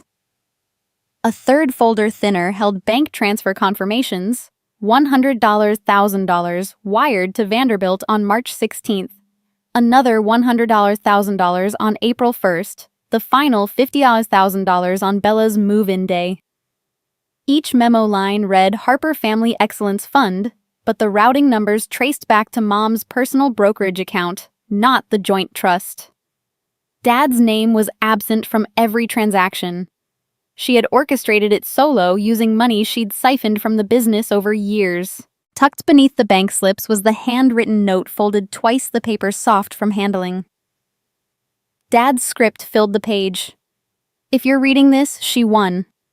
I set the trust when you were 10 because I saw how she looked at you like you were a line item to cut. I couldn't fight her openly. The business, the house, everything is in her name. But this money is yours ring-fenced. The password is your birthday backward. Use it to finish what you started. I'm sorry I stayed quiet. Love, Dad. The apology trembled on the page, ink smudged where a tear had dried. My hands shook as I photographed every sheet the phone's flash stark in the dark. Close-ups of signatures. Timestamps, account numbers. Evidence now duplicated in the cloud, timestamped and encrypted. I slid the originals back exactly as found, the rubber bands snapping into place with soft thuds. The safe clicked shut. The key returned to its hook. I crept upstairs, the attic door closing with a whisper. Sleep never came. I lay in the dark, the trust's balance glowing behind my eyelids like a promise. $750,000, enough to fund the master's launch, a non-profit hire the lawyer whose card the chancellor had pressed into my hand. Mom had built her empire on exclusion. Dad had built a parachute in secret. The realization reframed every memory, his averted eyes at dinner, the way he'd slip me 20s when Mom wasn't looking, the locked drawer I'd assumed held only tax files. He hadn't been complicit. He'd been cornered. Morning light filtered through the attic skylight, gray and unforgiving. I dressed in silence jeans, the metal still around my neck like a talisman, and descended. The kitchen smelled of burnt coffee. Mom stood at the counter, back rigid, slicing strawberries with surgical precision. Dad was absent. Bella's door remained closed. I poured orange juice, the carton cold, against my palm and waited. Mom's knife paused mid-slice. Next morning, she looked her mother in the eye and said, "We need to talk. Alone." Mom's knife hovered above the strawberry juice, bleeding onto the cutting board like a tiny wound. She didn't turn, but her shoulders squared as if bracing for impact. "The study," she said, voice flat, wiping her hands on a dish towel with deliberate slowness. 5 minutes. I nodded, though she couldn't see, and climbed the stairs to Dad's office, the metal's ribbon brushing my collarbone with every step. The room still smelled of last night's intrusion, leather paper, the faint metallic tang of the safe. I left the door ajar just enough for sound to carry, and arranged the photographed documents on the desk like a deck of cards, trust agreement. Vanderbilt contract, Mom's solo signatures glowing under the banker's lamp. She entered without knocking, closing the door with a soft click that felt final. Her blouse was pressed, hair twisted into a knot, but the skin under her eyes carried the bruise of sleeplessness. She took the chair opposite me, hands folded, realtor's smile in place. "Say what you need to say, Alexandra. Then we move on." I slid the trust folder forward first. "This is mine. Dated when I was 10. Dad's signature, not yours. 750,000 and change, growing while you told me the budget was tight. Her gaze flicked to the balance sheet, then away, lips thinning. I pushed the Vanderbilt contract next. Your pledge. Your rider clause. Your rerouting of my scholarship. Dad's name appears once as witness. You acted alone. Mom leaned back, arms crossing. I protected this family.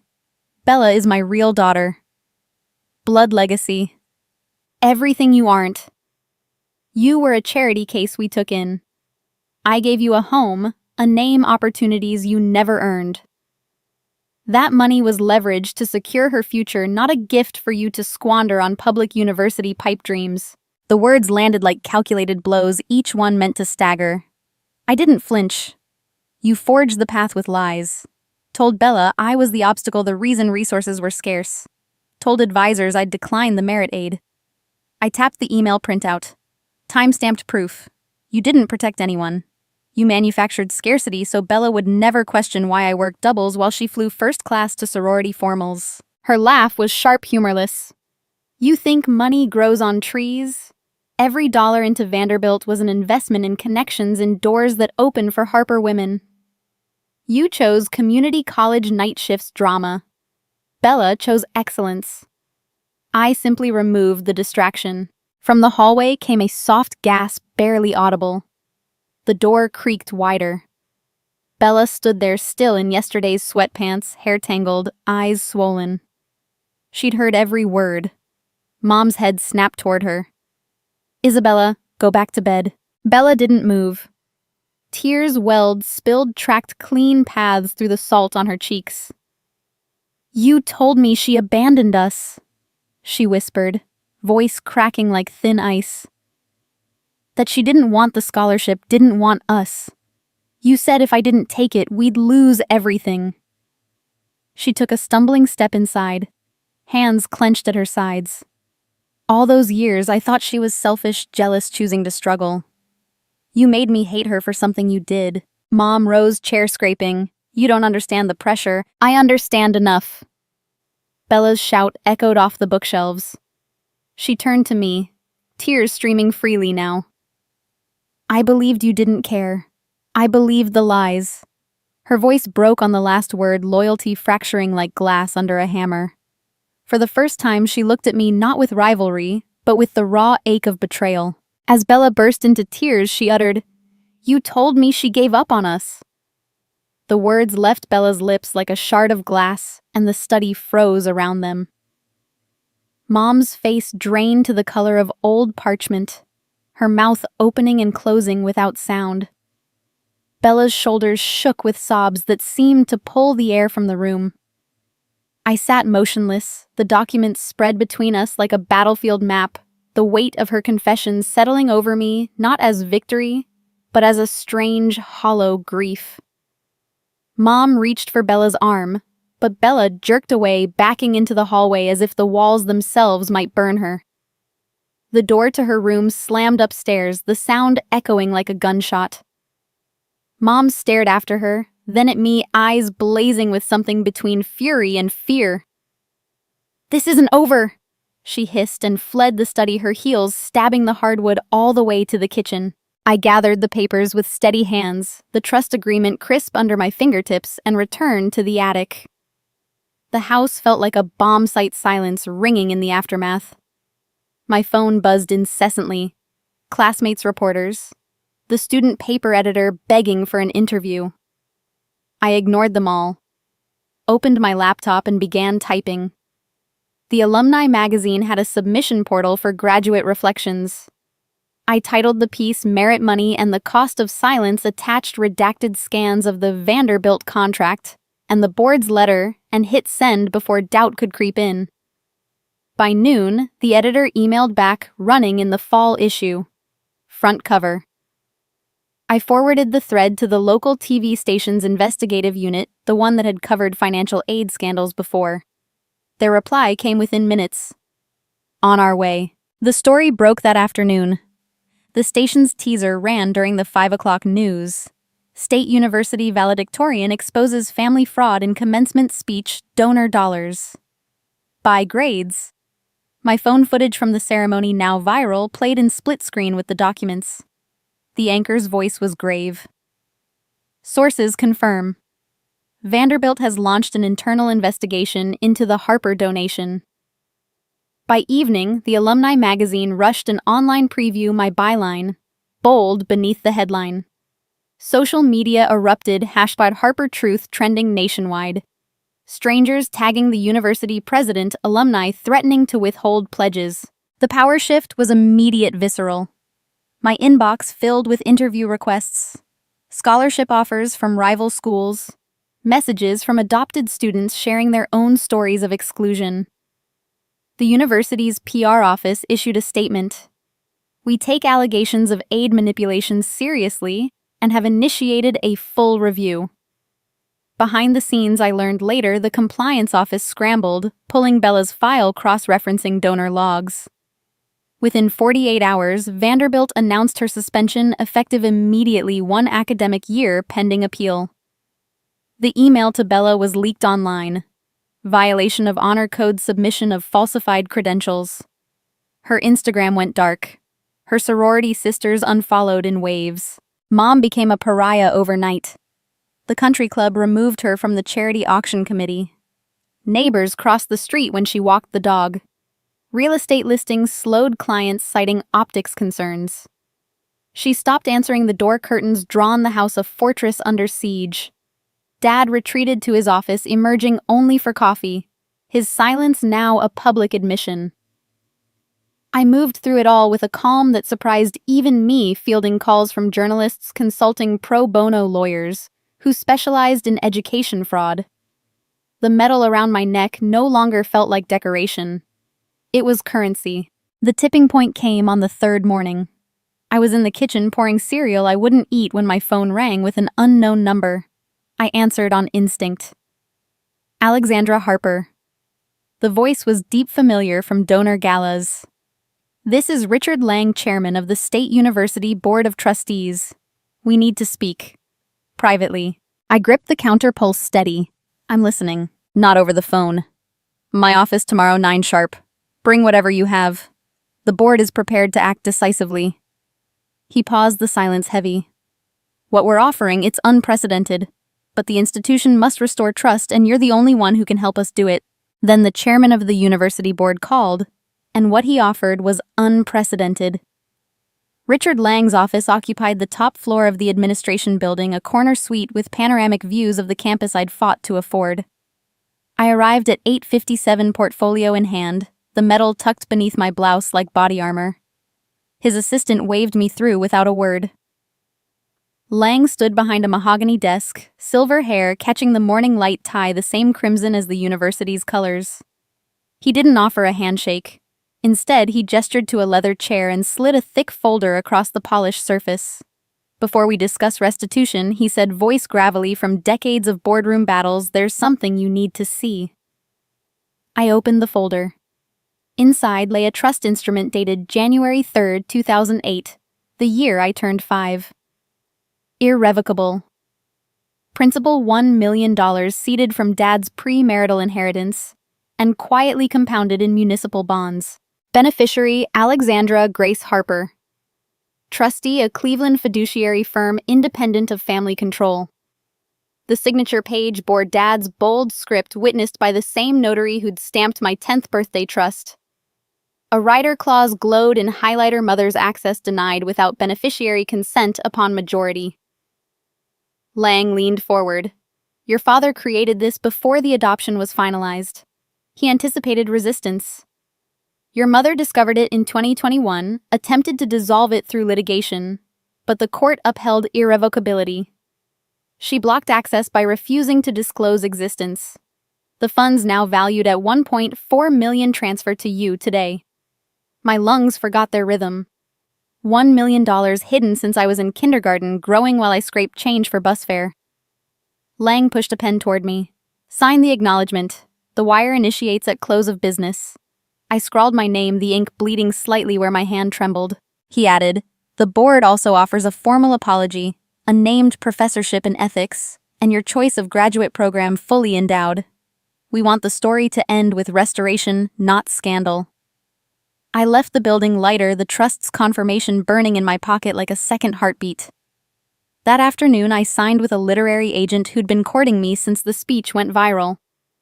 The memoir poured out in 6 months' nights, in the attic days in coffee shops, every diner shift, and silent dinner distilled into chapters. I titled it, The Price of Silence.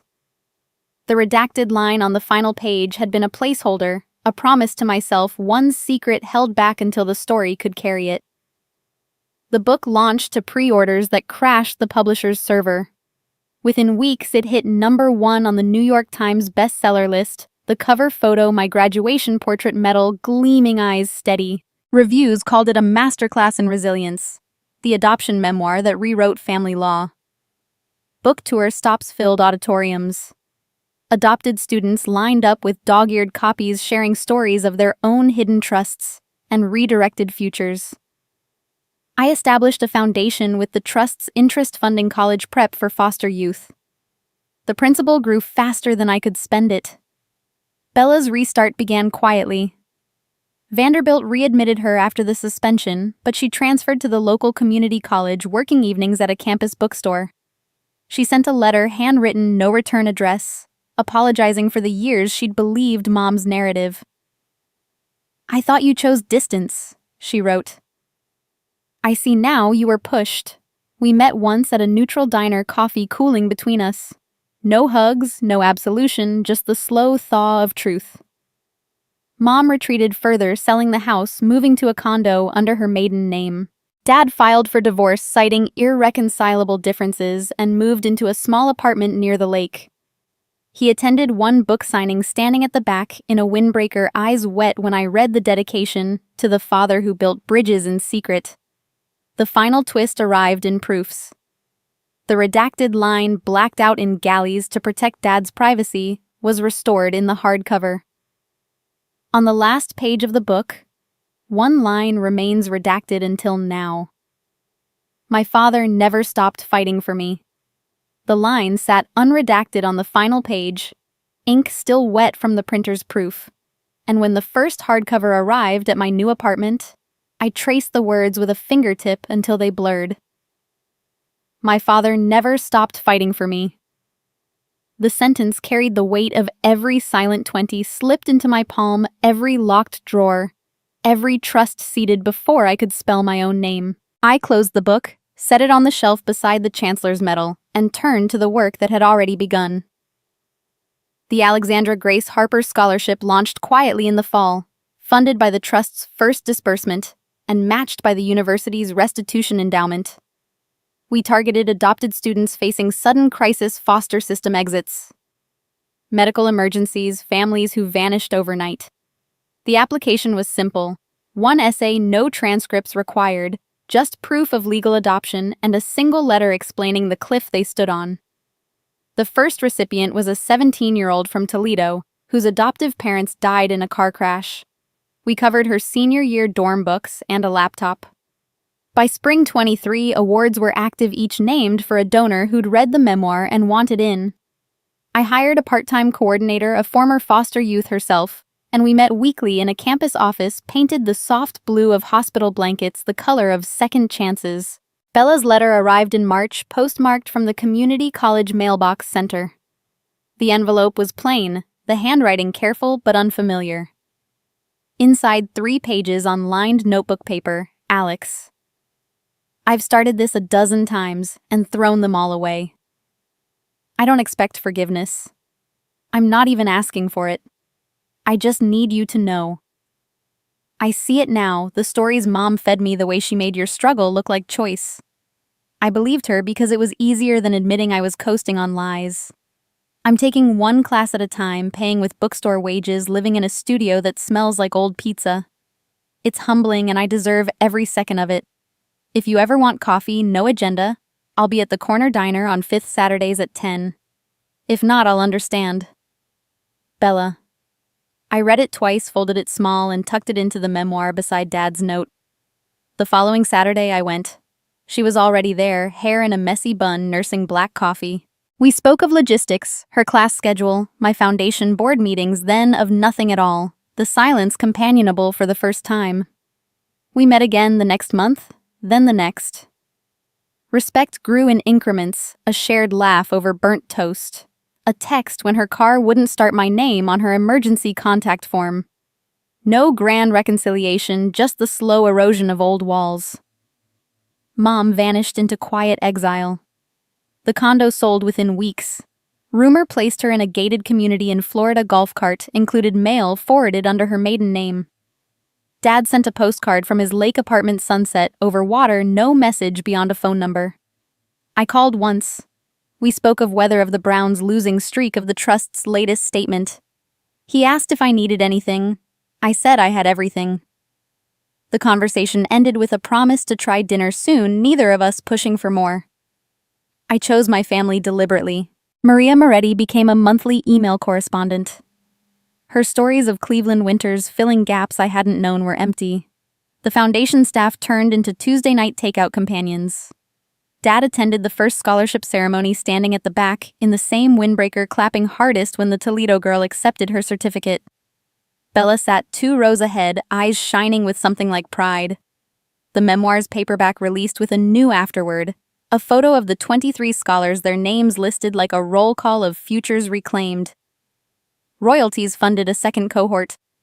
Speaking invitations poured in TED stages, women's shelters, adoption agencies. I accepted the ones that fit between foundation deadlines, declining the rest with a polite form letter. My apartment filled with plants I remembered to water, books I read for pleasure, a calendar marked in color-coded ink. One evening in late summer, I stood on the balcony watching fireflies blink across the quad. The trust statement had arrived that morning, another 6 figures in growth, enough to endow the scholarship in perpetuity. Bella texted a photo, her first A in statistics, captioned simply, "Progress." Dad called to say he'd frame the group photo from the ceremony. Maria sent a care package, pierogies, and a note that said, "You are always mine, even when the papers said otherwise." I leaned against the railing, the night air cool against my skin, and felt the story settle into something larger than vengeance or vindication. The crisis that had defined me had become the bridge to others. I had built a table long enough for every seat I'd once been denied. Because she knew one thing, the real story was only just beginning. The auditorium lights blazed like Judgment Day, and there I stood, valedictorian, medal heavy around my neck, staring down at the family who'd spent years telling me I wasn't worth the investment. My parents had poured $250,000 donations into my sister Bella's Ivy League dreams, while I clawed through community college transfers, night shifts at the diner, and scholarships I earned with calluses and caffeine. They called her the legacy. They called me capable, as if that excused the silence, the empty chairs at my awards, the way they flew first class to her parents' weekends, but couldn't drive 40 minutes to see mine. But today, the microphone was mine, and the truth was about to burn the house down. I didn't plan the slides. I didn't plan the viral footage. I didn't plan for the university board to hand me a confidential letter proving they'd stripped my freshman merit scholarship to secure Bella's spot. What I did plan was the dedication speech, 15 minutes, to thank the professors who saw me. The janitor who slipped me quarters, the strangers who held doors when my own family looked away. Then the screen lit up behind me. Forged SAT scores, donation contracts. Mom's signature alone on every line that rerouted my future into Bella's pocket. The gasps turned to outrage. Phones rose like a jury, and Bella's perfect world cracked wide open. But that was only the beginning. What came next was a $1 million trust Dad hid when I was 5, a bestseller that hit #1 on the New York Times, a scholarship foundation for adopted kids in crisis, and a sister who finally wrote, "I thought you abandoned us. I see now you were pushed." The story didn't end with revenge. It ended with power-shifted tables built, and a family I chose instead of the one I was given. If this story of betrayal, comeback, and rewriting the narrative lit a fire in you, hit that subscribe button right now and turn on notifications. We drop new drama every week. Real lives, Raw truths. No filters. Drop your thoughts in the comments. Have you ever been the overlooked sibling? Ever uncovered a family secret that changed everything? Whose side are you on? Alex, Bella, or somewhere in between? The more you share, the louder these stories get. Let's keep the conversation going because the real story is only just beginning.